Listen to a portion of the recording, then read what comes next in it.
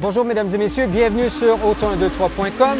Nous sommes au Légendes, Festival des voitures de légende au circuit du Mont-Tremblant et nous sommes à côté d'une voiture qui a couru en 1983, la Williams FW08C, qui a été pilotée à cette époque-là par, entre autres, Keke Rosberg, qui est le père de Nico Rosberg, qui est aujourd'hui pilote chez Mercedes en Formule 1.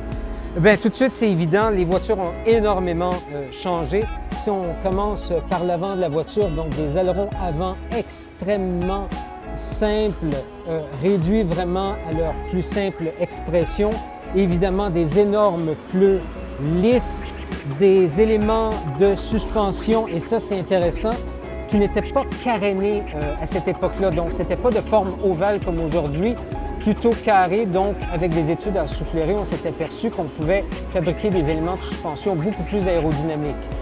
Le châssis fabriqué encore en aluminium, donc il n'y avait pas de fibre de carbone, c'est du nid d'abeille, ce qui veut dire qu'il y a une structure interne qui donne de la rigidité à l'aluminium.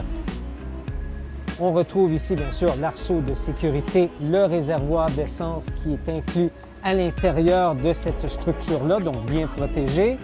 Évidemment, le moteur, le bon vieux Ford Cosworth DFV, avec les énormes radiateurs sur les côtés. Et puis si on se déplace un peu plus en arrière, une boîte de vitesse tout à fait standard, boîte de vitesse Hewland à 5 rapports à cette époque-là. On est rendu à 7 vitesses maintenant en Formule 1. Remarquez l'énormité des pneus arrière à comparer à ce qui se fait aujourd'hui. Et puis comme à l'avant, un aileron arrière beaucoup plus simple avec une corde relativement courte. Donc l'idée était de générer l'appui qu'on pouvait avec ça, mais évidemment, on avait accès à des budgets beaucoup plus limités pour faire du développement en soufflerie et surtout que cette voiture-là, propulsée par un moteur Ford Cosworth contre des turbos, l'idée c'était d'aller le plus vite possible en ligne droite, donc en virage, les pilotes faisaient un petit peu plus ce qu'ils pouvaient.